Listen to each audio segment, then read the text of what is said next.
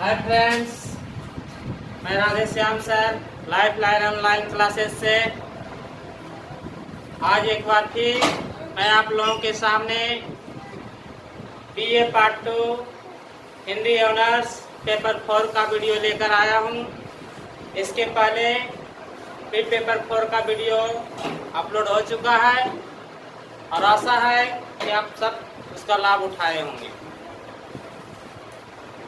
तो 31/5/2022 को जो एग्जाम होने वाला है, यानी कि टारगेट जो लक्ष्य हमारा है 31/5/2022, उस लक्ष्य का भेदन करना है और करवाना है। इसके लिए ही मैं प्रयत्नशील हूँ और रहूँगा। आइए देखते हैं, ज़्यादा समय बर्बाद न करते हुए वीडियो शुरू करते हैं। प्रश्न है, पहला प्रश्न है, प्रेमचंद कैसे कथाकार थे? प्रेमचंद एक कथाकार थे, इन्हें कथा सम्राट के नाम से भी जाना जाता है। तो ये कैसे कथाकार थे? तो आंसर है युगांतकारी कथाकार थे। प्रेमचंद युगांतकारी कथाकार थे। प्रेमचंद की रचनाएं किस पर आधारित है? इनकी जो रचनाएं हैं किस चीज पर आधारित है? इनकी रचनाएं आंसर है कि यथार्थ पर आधारित है। जो भी रचनाएं लिखती है वास्तविक लिखते हैं, यथार्थ में लिखते हैं। कर्म भूमि में हमें किसकी याद दिलाता है? अतः कर्म भूमि हमें किसकी याद दिलाता है? तो कर्म भूमि हमें अपने कर्तव्य की याद दिलाता है। नेक्स्ट क्वेश्चन है, कर्म भूमि किस पर आधारित है? कर्म भूमि जो रचना है वो आधारित है किस पर? तो वो है सामाजिक समस्याओं पर आधारित।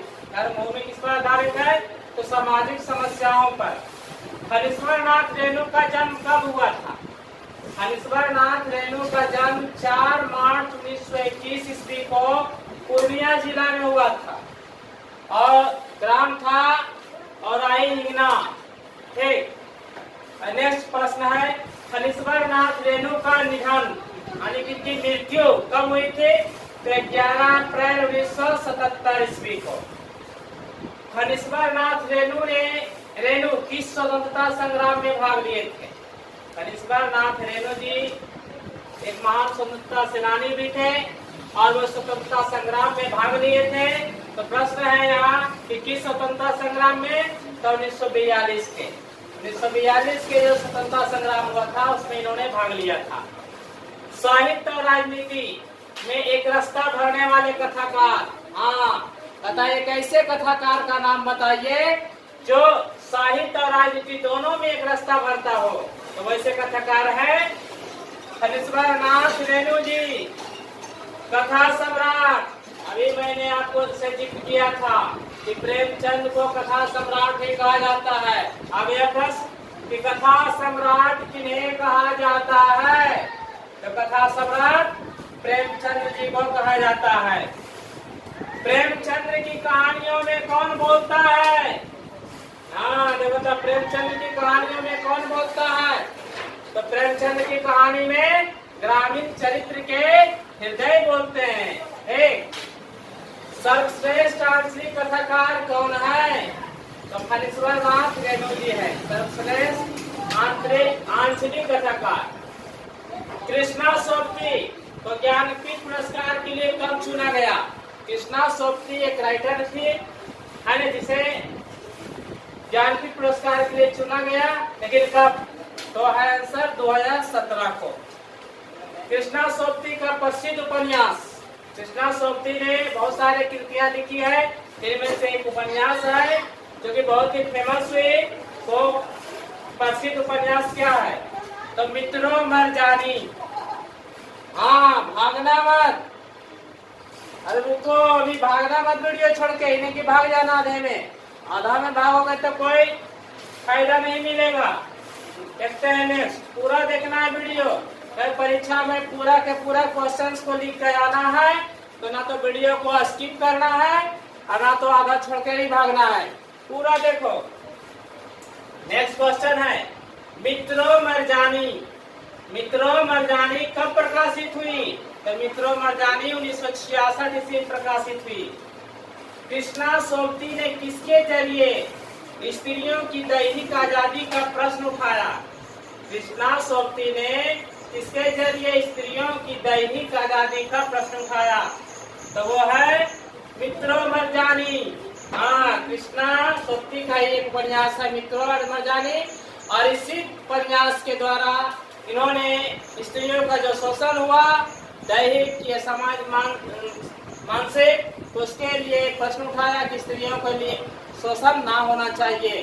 ठीक, तो मित्रों मर्जानी कृष्णा सोबती की कुछ कृति, कृष्णा सोबती की कुछ कृति है डार से बिछड़ी, उनकी किताब जो है डार से बिछड़ी, और है दिलो दानिश, और है ए लड़की, और समय सरगम। इतना इन्होंने लिखा है। अब है कहानी ठेस के लेखक कौन है? कहानी ठेस के लेखक फणीश्वर नाथ रेणु जी हैं। कहानी ठेस में कलाकार कौन है? कहानी ठेस में कलाकार का वर्णन मिलता है तो कलाकार सिरचर है। मानू किस कहानी के पात्र है? हाँ, मानू जो है लड़की है, पता किस कहानी के पात्र है? तो वो है ठेस की। सिरचर मानू के लिए क्या लाया? मानू के लिए सिरचर कुछ लाया। मानू जब विदा हो रही थी, ट्रेन पर चढ़ गई थी, तब सिरचर मानू के लिए कुछ लाया। क्या लाया? तो शीतल पार्टी और चीक लाया। सिरचर का अपमान किसने किया? हाँ, सिरचर का अपमान मंजली भाभी और चाची ने किया। सिरचर का अपमान कौन किया? मंजली भाभी और चाची। सिरचर को लोग क्या समझते थे? सिरचर को लोग क्या समझते थे? तो लोग समझते थे कि यह मुंहजोर और चटोर है। चंपा की पिता की हत्या किसने किया था?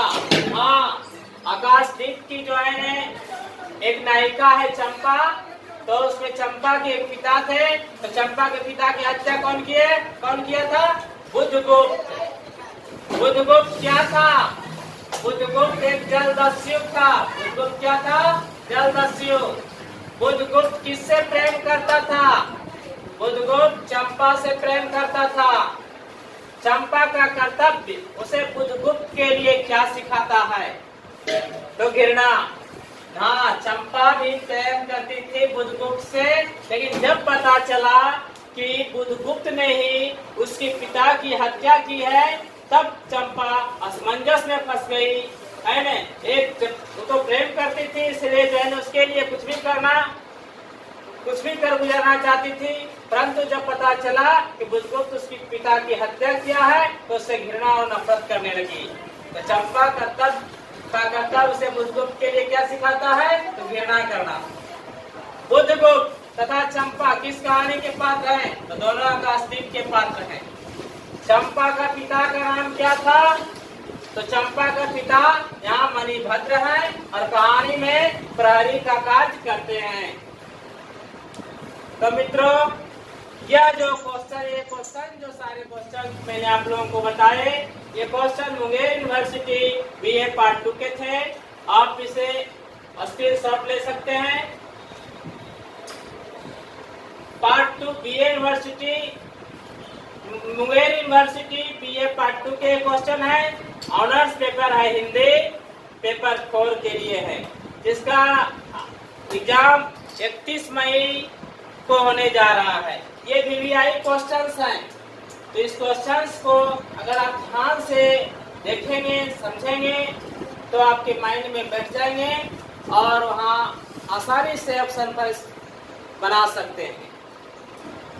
और आगे भी ऐसे सारे क्वेश्चंस, बहुत सारे क्वेश्चंस डाले जाएंगे, तो आप हमारे साथ बने रहें। और अगर वीडियो अच्छा लगे तो आप इसे लाइक और सब्सक्राइब जरूर कीजिएगा, और कमेंट भी करें ताकि पता चले कि आपका व्यू क्या है, रिव्यू क्या है। इससे हमारा मनोबल भी बढ़ता है। थैंक्स।